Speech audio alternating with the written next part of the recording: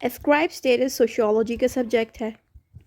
Ascribe का मतलब है खुद ब खुद स्टेटस मिल जाना पैदा होते साथ। ठीक है, ये वो स्टेटस है जो हम खुद अपनी मर्ज़ी से अचीव नहीं करते, हम अपनी चॉइस से इस स्टेटस को अचीव नहीं करते।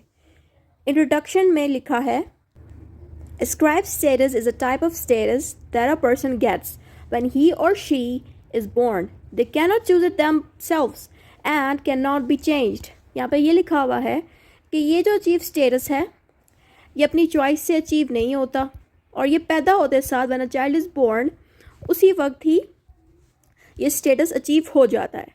ठीक है, और ये चेंज भी नहीं हो सकता, ये स्टेटस जो है चेंज नहीं हो सकता।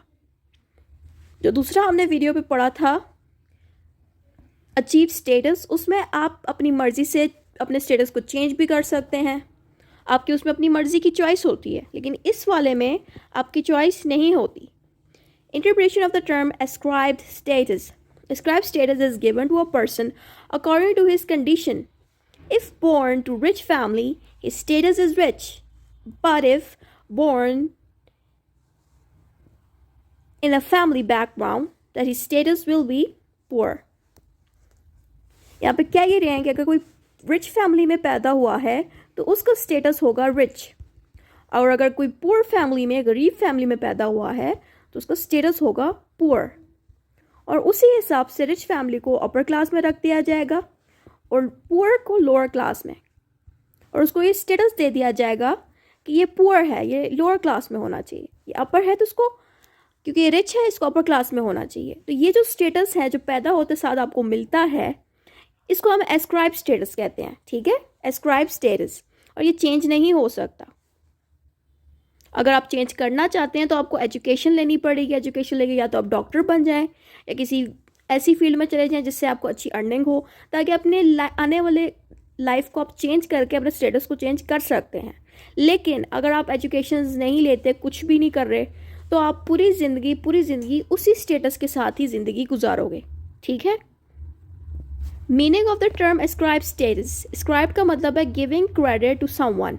ठीक है, स्टेटस का मतलब पोजीशन, रैंक और समवन इन अ सोसाइटी, कि किसी बंदे को कोई पोजीशन देना सोसाइटी के अंदर, कोई रैंक देना सोसाइटी में। रैंक का मतलब है किसी को अपर रैंक में रखना, किसी को लोअर रैंक में रखना, किसी इंसान को जज कहना, किसी इंसान को लॉयर कहना, किसी इंसान को डॉक्टर कहना, ये सारी चीज़ें जो है स्टेटस होती हैं।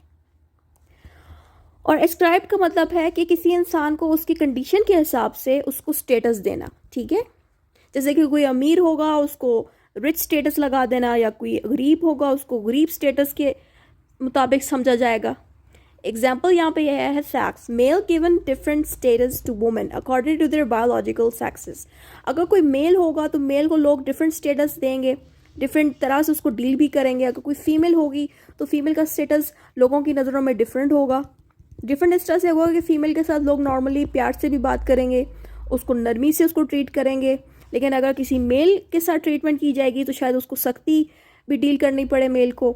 शायद लोगों की नज़र में उसका स्टेटस ऐसा हो कि ये मेल है तो उसको सख्ती से डील करना चाहिए, इस पर ज़्यादा बर्डन डालना चाहिए। तो यह कहना यहाँ पे ये चाह रहे हैं कि अगर पैदा होते साथ, जैसे वुमन पैदा होते साथ ही वुमन थी, मेल पैदा होते साथ ही मेल थी, अब चाह के भी अपनी मर्जी से अपने स्टेटस को चेंज नहीं कर सकते। तो यहाँ एग्जाम्पल दी जा रही है। अब कास्ट आ जाती है। Some castes are given higher status as Taga, Rajput, Pathan, Baloch, Said, Jat and Watu. यहाँ पे पाकिस्तान की कुछ एग्जाम्पल्स मौजूद हैं। ये पाकिस्तान में जिन लोगों को राजपूत, पठान, बलोच, सईद, जट, तागा या वटू की कास्ट से अगर ये लोग बिलोंग करते हैं तो इनका स्टेटस जो होगा हाई होगा। ठीक है, लेकिन अगर कोई लोअर स्टेटस से बिलोंग करता है, जैसे कि वॉशरमैन हो गया, कॉबलर हो गया, कारपेंटर हो गया, ये जो वॉशरमैन कारपेंटर होते हैं इनको मोस्टली लोग लोअर रैंक में रखते हैं। ठीक है, ये एग्जाम्पल्स दे दी गई हैं।